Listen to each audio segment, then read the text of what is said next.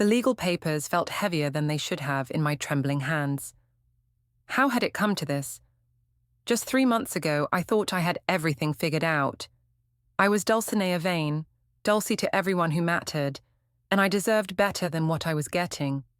At 32, I felt like life was passing me by in our cramped apartment with Jonas, my boyfriend of 5 years, who seemed more interested in his spreadsheets than in me. But standing here now, staring at the eviction notice and asset separation documents, I realized I might have miscalculated everything. The knock at my door came at exactly 9:47 a.m. on a Tuesday morning. I know because I was staring at my phone, scrolling through Leo's Instagram stories for the 3rd time that hour, when the sharp rap, rap, rap made me jump. Through the peephole, I saw a man in a navy suit holding a manila envelope. "Dulcinea Vane?" he asked when I cracked the door open. "Yes?" "You've been served." He handed me the envelope and walked away before I could even process what was happening. My hands shook as I tore it open. Legal letterhead, official stamps, words that made my stomach drop. Notice of eviction, asset separation, breach of cohabitation agreement. How had I gotten here? How had Jonas, my quiet, boring boyfriend of 5 years, managed to turn the tables on me so completely? 3 months earlier, our apartment felt like a prison. The same beige walls, the same routine, the same predictable Jonas coming home at 6:15 p.m. every single day with his laptop bag and his tired sighs. "How was work?" I'd ask, not because I cared, but because silence felt worse. "Fine, long day analyzing datasets." He'd kiss my forehead, always my forehead, never my lips, and disappear into his home office.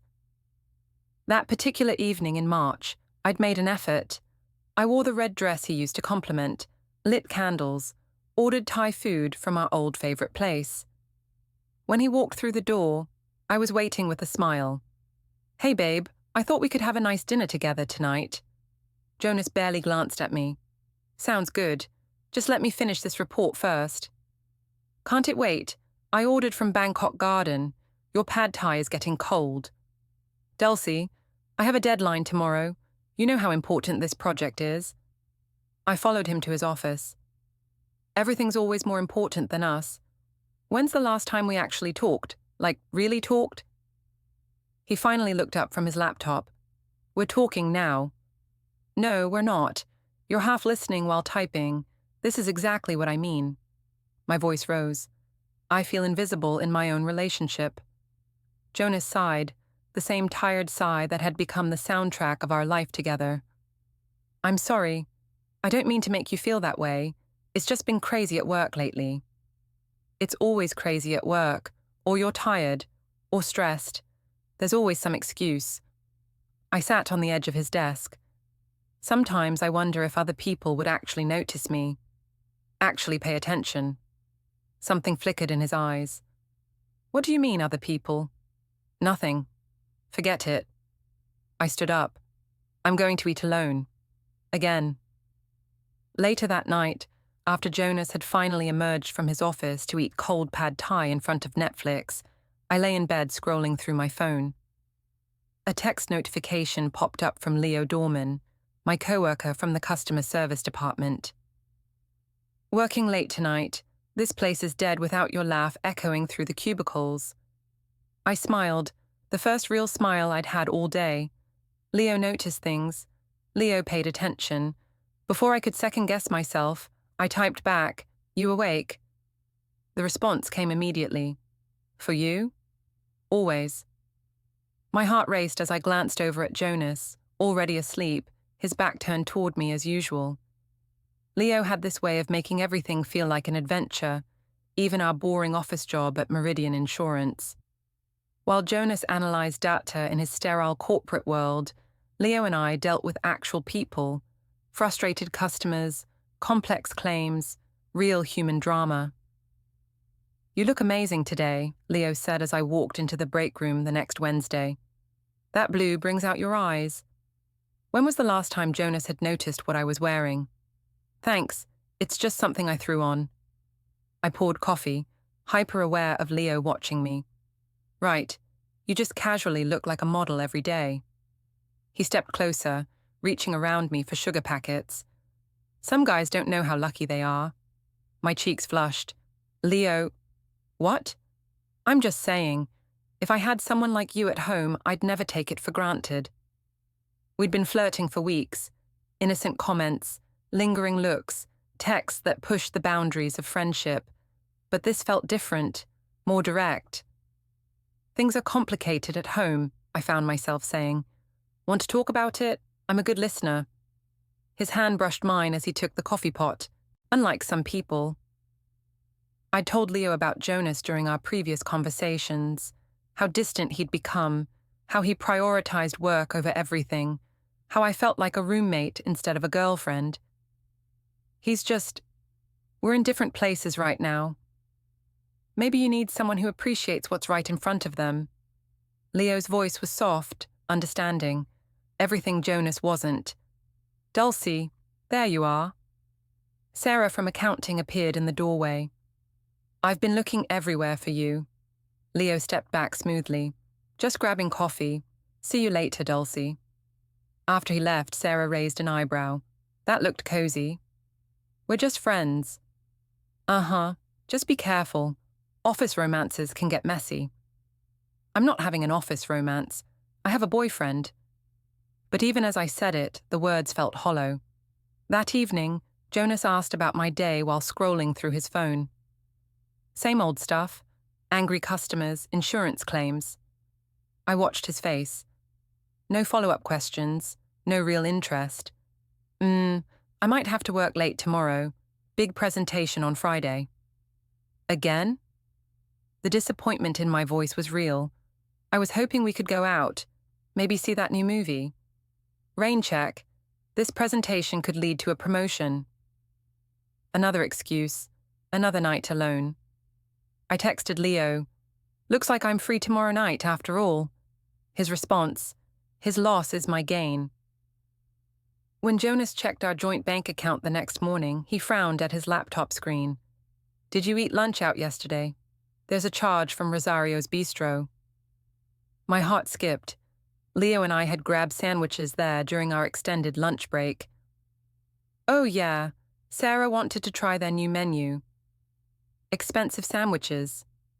It was a nice place. Sometimes it's good to get out of the office. Jonas nodded, already distracted by his email. But I caught him looking at the bank statement again before closing his laptop.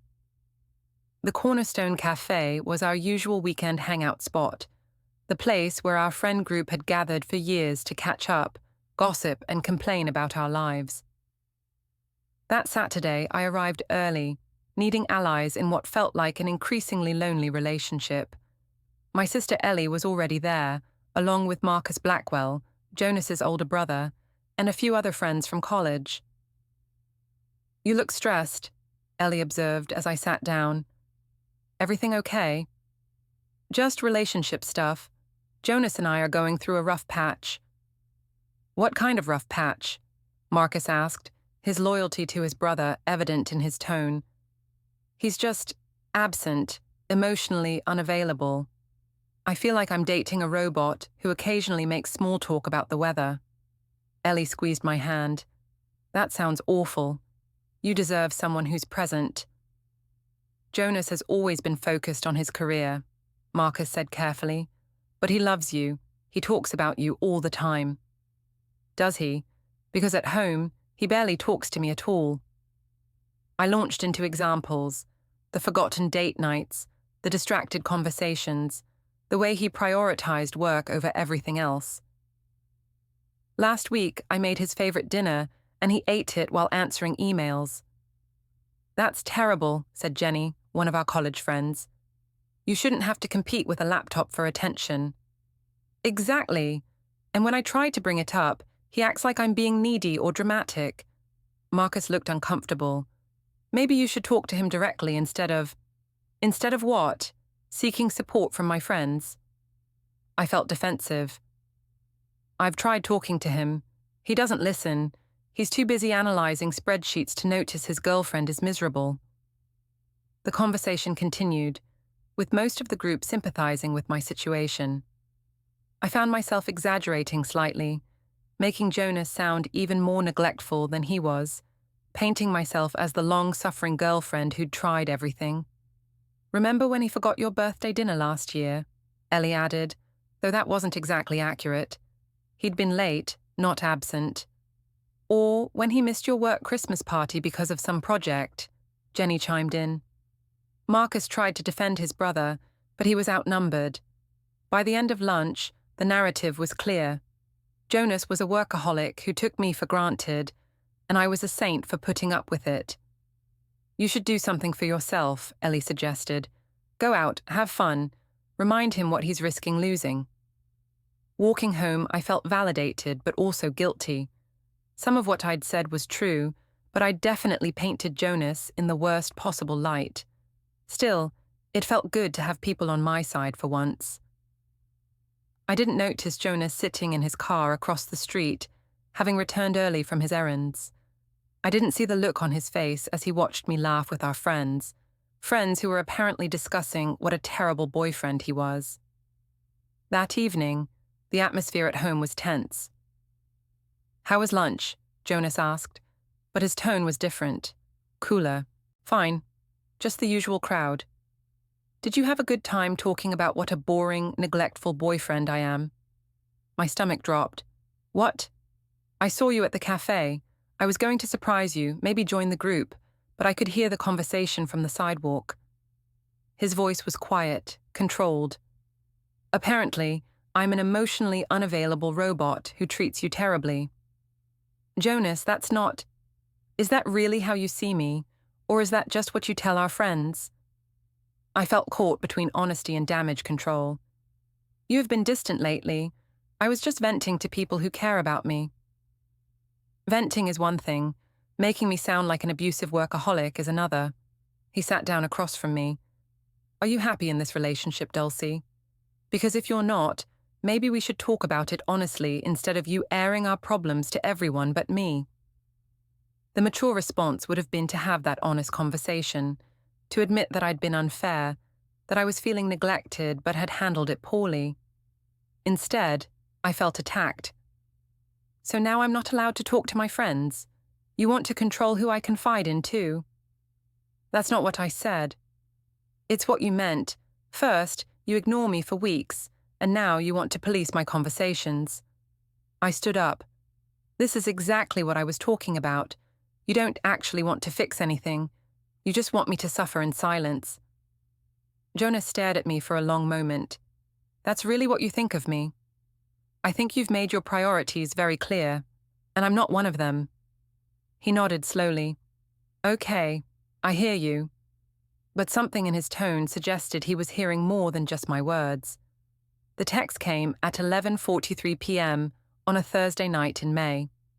I was lying in bed next to Jonas, who was reading a technical manual for work, when my phone buzzed with a message from Leo. "Can't sleep. Keep thinking about our conversation today. You deserve so much better than what you're getting at home." My pulse quickened. Our conversation had been more intimate than usual. I'd confided in Leo about the growing distance between Jonas and me, and he'd listened with the kind of attention I craved. "I keep thinking about it too," I typed back, glancing at Jonas. He was absorbed in his reading, completely oblivious to the emotional affair happening 3 feet away from him. "You're amazing, Dulcie. Smart, funny, beautiful. Any man would be lucky to have you." The validation felt like a drug. When was the last time Jonas had called me beautiful? When had he last made me feel desired instead of tolerated? Sometimes I wonder what it would be like to be with someone who actually saw me. "I see you every day. You light up every room you walk into." My heart raced as I typed, "I wish things were different." Maybe they could be. Life's too short to be unhappy. I looked over at Jonas, still reading, still distant, still taking me completely for granted. The gap between us felt insurmountable. The next evening, I stayed late at the office with Leo. We ordered Chinese takeout and ate in the empty conference room, talking about everything: our dreams, our disappointments, our fears. He listened to every word, asked follow-up questions, made me feel like the most interesting person in the world. I should probably head home, I said around 9 o'clock, though I didn't want to leave. Should you? Leo moved closer on the conference room couch. Or should you do something that makes you happy for once? The kiss was inevitable. Soft at first, then deeper as 5 years of frustration and loneliness poured out of me. When we finally broke apart, I was breathless. I can't, I whispered, though my body was saying otherwise. You can. You deserve to feel wanted. We didn't sleep together that night, but we crossed a line that couldn't be uncrossed. I drove home in a daze, my lips still tingling, my mind reeling with possibility. Jonas was waiting up, which was unusual. You're late, I was worried. Sorry, project deadline. You know how it is. The lie came easily. Actually, I don't. You've never had to work this late before. I felt defensive. Things change. The workload has been crazy lately. Dulcie, is everything okay? You seem different. Different? Yes, I felt different. I felt alive for the first time in months. I'm fine. Just tired. But Jonas kept watching me with those analytical eyes, like I was a data set he was trying to decode. Over the next few weeks, the emotional affair intensified. Long lunches, late-night texts, stolen moments in empty offices. Leo made me feel beautiful, desired, appreciated, everything Jonas didn't. You're glowing lately, my mother Tina observed during our weekly phone call. What's your secret? Just trying to take better care of myself. Maybe going out more, having some fun. Good for you. You're young, honey. You should be enjoying life, not sitting home every night with someone who doesn't appreciate what he has. My mother had never been Jonas's biggest fan. She thought he was boring, too serious, not good enough for her daughter. Sometimes I think about what else is out there, I admitted. There's nothing wrong with keeping your options open. You're not married. You don't owe him anything. The permission I'd been seeking from someone, anyone. That night, Jonas tried to initiate intimacy for the first time in weeks. But all I could think about was Leo. His hands, his words, the way he made me feel. I went through the motions, but my heart wasn't in it. Afterward, Jonas held me close. I love you, Dulcie. I know I haven't been the best boyfriend lately, but I want to work on us. Guilt crashed over me, but it was quickly replaced by resentment. Too little. Too late. Do you? Because it feels like you love your job more than me. That's not true. Work has been demanding, but you're what matters most. Actions speak louder than words, Jonas, and your actions tell me I'm an afterthought. He was quiet for a long moment. What can I do to fix this? The question hung in the air. A month ago, I would have given him a list, spend more time together, put away the phone during dinner, plan actual dates. But now, with Leo's attention filling the void Jonas had left, I didn't want to fix anything. I don't know if you can. 2 weeks later, after another perfect afternoon with Leo, I made my decision. I couldn't keep living this double life. Something had to give. I found Jonas in his office, as usual, typing away at his laptop. We need to talk. He looked up, immediately alert to my tone. Okay. I'm not happy, Jonas. I haven't been happy for a long time. I know things have been rough, but no, you don't know. You think you know, but you don't actually listen to me. You don't see me. I'm just furniture in your life. Jonas closed his laptop. That's not true. I love you. Love isn't enough if you don't show it, if you don't make an effort. I am making an effort. I've been trying to. Trying? When? When have you tried? My voice rose. You come home, you eat dinner while checking emails, you disappear into this office, and then you're surprised when I'm unhappy. Dulcie, please, let's work on this together. But I was done working on it. I was done being the one who always had to compromise, always had to understand, always had to wait for him to prioritize me. I can't do this anymore. The words hung between us like a death sentence. What are you saying? I pulled out my phone and typed the text I'd been composing in my head for days. I'm done with you. I deserve better. I hit send and showed him the screen. Jonas stared at the message, his face going pale. Dulcie. I'm done, Jonas. I'm done being invisible. I'm done settling for someone who treats me like an obligation. I walked out of the office, grabbed my purse, and left the apartment. Behind me, I heard Jonas call my name, but I didn't turn around. I drove straight to Leo's place. The next few weeks were a whirlwind of validation and excitement. Leo and I went public with our relationship. Dinners at nice restaurants, weekend trips, social media posts that announced to the world that I was with someone who actually appreciated me. You look so happy, Ellie said when we met for coffee. I haven't seen you smile like this in years. I feel like myself again, like I can breathe.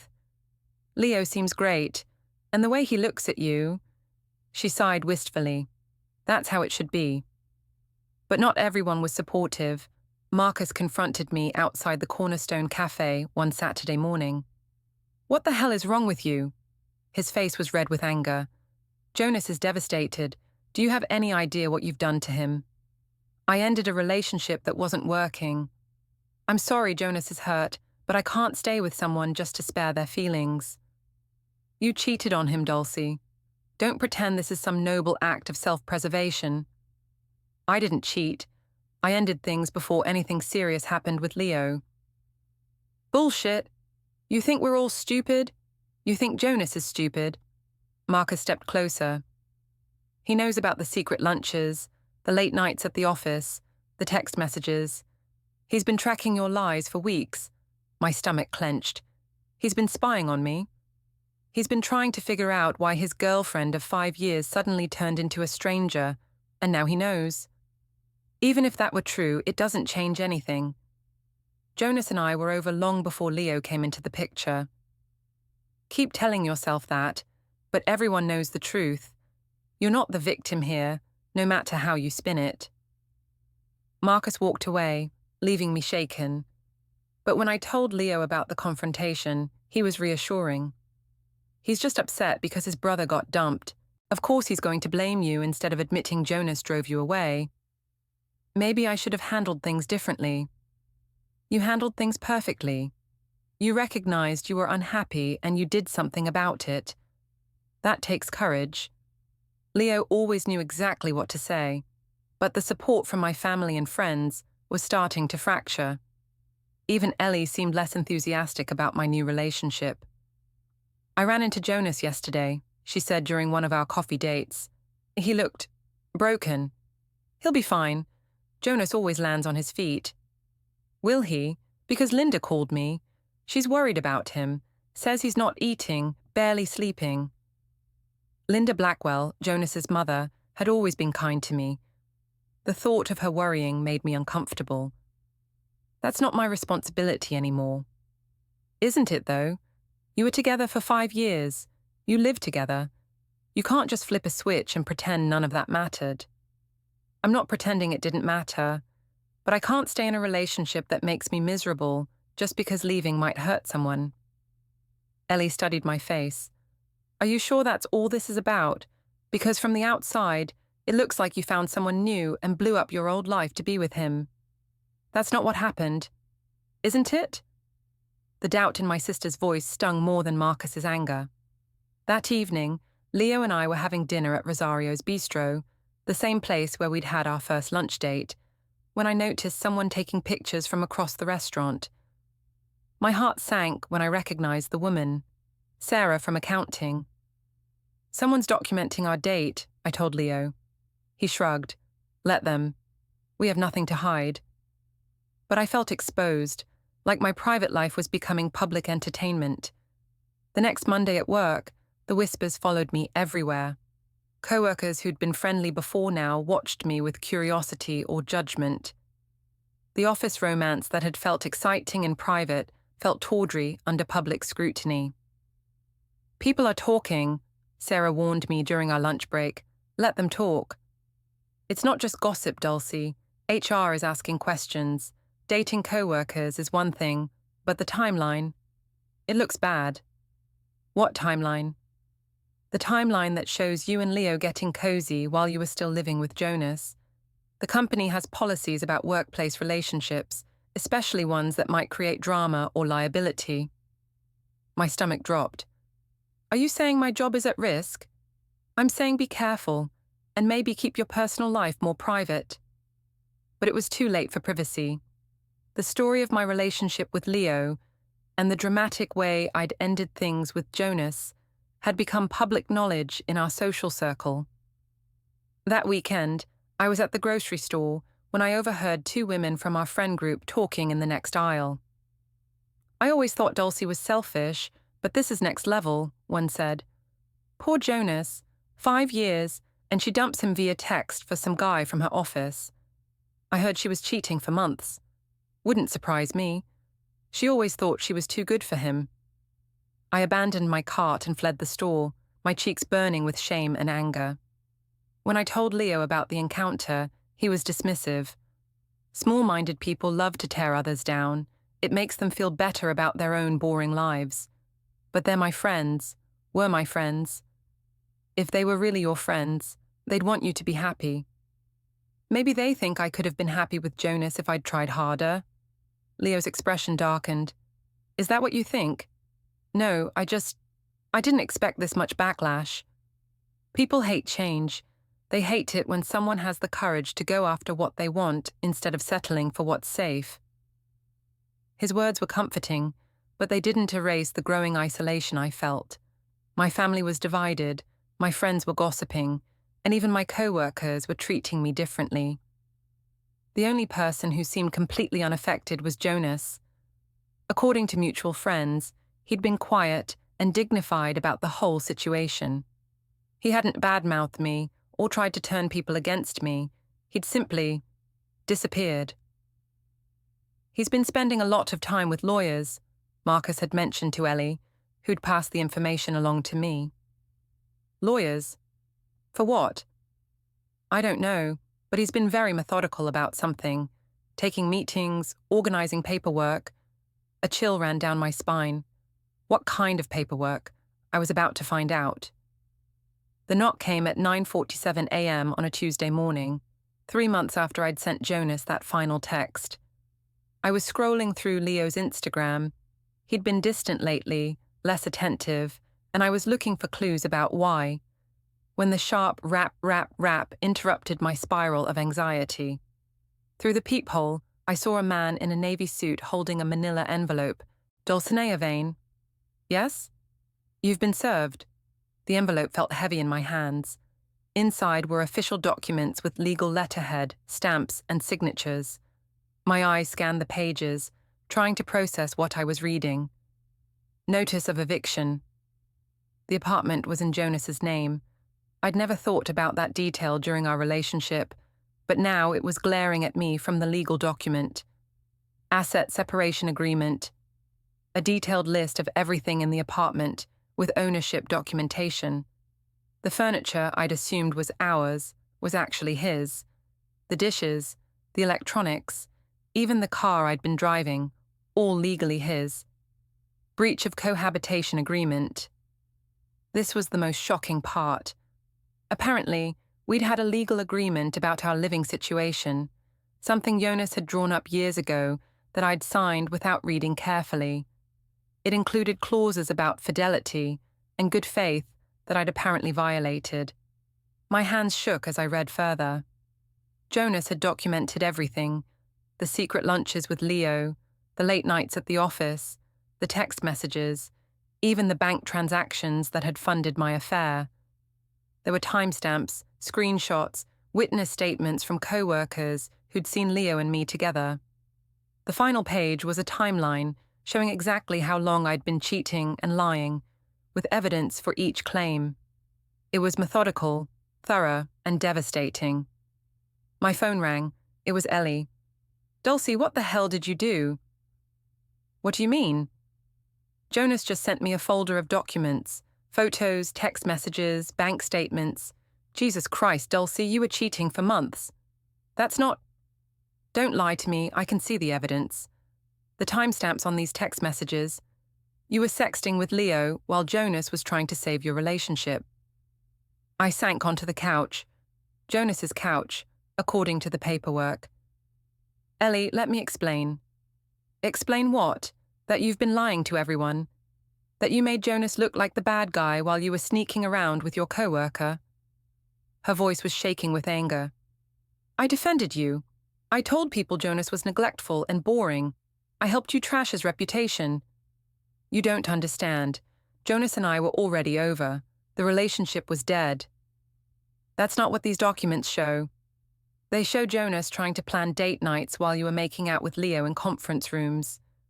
They show him researching couples therapy while you were lying about working late. The evidence was overwhelming. Jonas had been building a case against me for months, documenting every lie, every betrayal, every moment of manipulation. How did he get all this? He's a data analyst, Dulcie. He knows how to track patterns and gather evidence. And apparently, you weren't as careful as you thought. The apartment suddenly felt like a trap. How long did I have before the eviction took effect? Where would I go? Most of my friends now knew the truth about my affair. My family was divided. And Leo... I tried calling Leo, but it went straight to voicemail. I tried again an hour later. Same thing. Finally, I drove to his apartment. His car was in the parking lot, but when I knocked, there was no answer. Leo, I know you're in there. We need to talk. Eventually, the door opened. Leo looked uncomfortable, avoiding my eyes. Hey, Dulcie, what's up? What's up? I just got served with legal papers. Jonas is evicting me and taking everything. I need somewhere to stay. Leo's expression grew more uncomfortable. Wow, that's heavy. Can I stay here, just until I figure things out? I don't know if that's a good idea. This whole situation has gotten really complicated. Complicated how? The office drama, the legal stuff, your ex documenting everything. It's a lot of baggage. Baggage. He was calling me baggage. Leo, I left my entire life for you. I ended a 5-year relationship. I'm losing my home, my friends, my reputation. The least you can do is... Whoa, hold on. You didn't leave your life for me. You left because you were unhappy. I was just... there. The casual cruelty of his words hit me like a slap. Just there. Look, what we had was fun, but it was never supposed to be this serious. I'm not looking for something heavy right now. Heavy? We've been together for 3 months. We've been hooking up for 3 months. That's different. I stared at him, finally seeing clearly. Leo hadn't been my salvation from a bad relationship. He'd been an escape, a distraction, a way to avoid dealing with my problems. And now that those problems had followed me, he wanted nothing to do with them. So that's it. You're just going to abandon me. I'm not abandoning you. I'm just not ready to play house with someone who's in the middle of a messy breakup. It's only messy because Jonas is being vindictive. Is he? Because from where I'm standing, it looks like he's being smart. You cheated on him, lied to him, and humiliated him in front of everyone you know. Now he's protecting himself legally. I can't blame him for that. The betrayal was complete. Leo, the man I'd risked everything for, was taking Jonas's side. I drove home, to Jonas's home, in a daze. The apartment felt different now that I knew it was never really mine. All the furniture I'd helped pick out, all the decorations I'd chosen, all the memories we'd made, none of it belonged to me. Jonas was waiting in the living room. We need to talk, he said quietly. I'd been dreading this conversation for months, but now that it was happening, I felt strangely calm. I got your papers. Good, then you understand the situation. Jonas, I know you're angry, but I'm not angry, Dulcie. I'm done. The word hit me harder than any accusation could have. Done. The same word I'd used in my text to him. You have 30 days to find somewhere else to live. Your personal belongings, clothes, books, things that are clearly yours, you can take. Everything else stays. Where am I supposed to go? That's not my problem anymore. The Jonas sitting across from me was different from the man I'd lived with for 5 years. This version was calm, controlled. and completely unmoved by my distress. I know I made mistakes, but this is extreme. Taking everything, evicting me, turning everyone against me. I didn't turn anyone against you. I simply told them the truth. I showed them the evidence of what really happened in our relationship. Your version of the truth. Jonas pulled out a folder, the same type of folder that had been mentioned in the legal documents. He opened it and spread photos across the coffee table. Pictures of Leo and me at restaurants, screenshots of our text conversations, bank statements showing charges I'd lied about, a timeline showing exactly when our relationship had started versus when I'd claimed it began.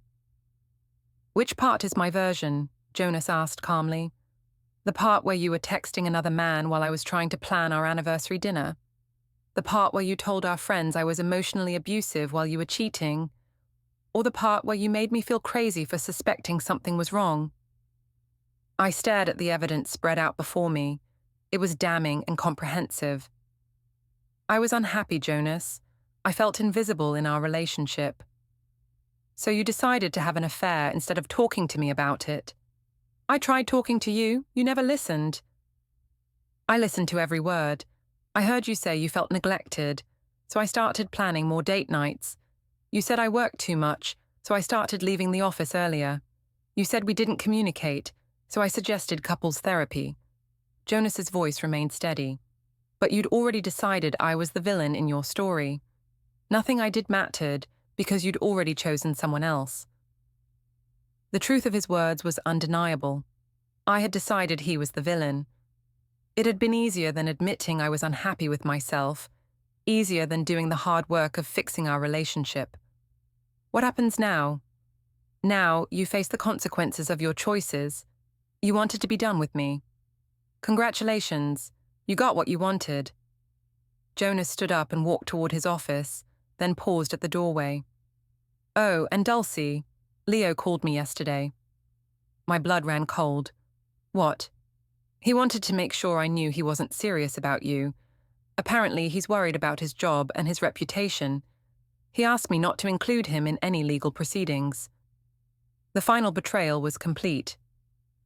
30 days, Jonas repeated, and disappeared into his office. I sat alone in the living room, his living room, surrounded by evidence of my lies and the ruins of my life. My phone buzzed with a text from my mother. "Jonas sent me some very disturbing information. We need to talk." One by one, my support system was crumbling as the truth came to light.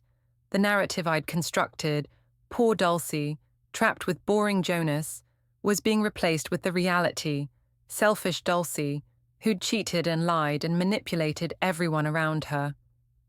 I looked around the apartment one last time, seeing it clearly for what it had always been: Jonas's home, Jonas's life, Jonas's generosity in letting me be part of it.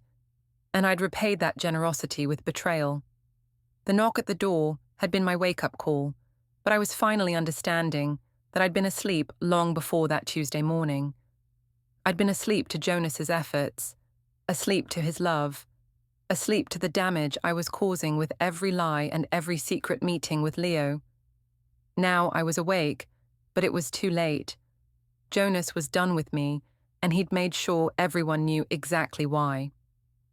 As I packed my belongings into boxes Jonas had thoughtfully provided, I realized this wasn't just the end of our relationship. It was the end of the version of myself I'd been protecting with lies and manipulation. The woman who walked out of that apartment 30 days later was different from the one who'd received those legal papers. She was alone, humbled, and finally honest about the choices that had led her there. Jonas had gotten his revenge, but it wasn't cruel or vindictive. It was simply the truth, presented clearly and completely. And sometimes, the truth is the most devastating weapon of all.